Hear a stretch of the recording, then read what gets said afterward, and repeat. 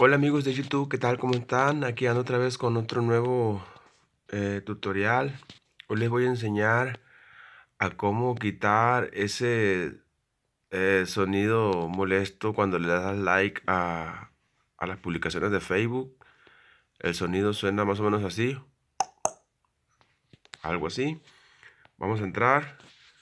Suscríbanse a mi canal, amigos, comenten y compartan el video, por favor. Entras a tu Facebook, ok, le das aquí, te va a mandar aquí. Le das a configuración y privacidad. Configuración.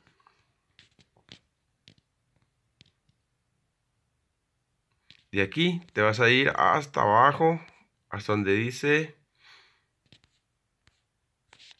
contenido multimedia y contactos. Y aquí le vas a quitar sonidos de la app. A ellos los quitamos. Ok. Te vas hacia atrás.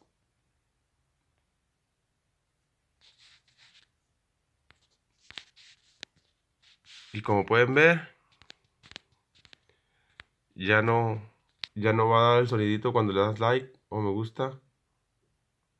¿Vieron? Ok, amigos. Espero les haya gustado. Suscríbanse a mi canal, comenten y compartan el video. Ayúdenme para seguir creando más contenido. Síganme en mi página de YouTube, se llama Mi Canal.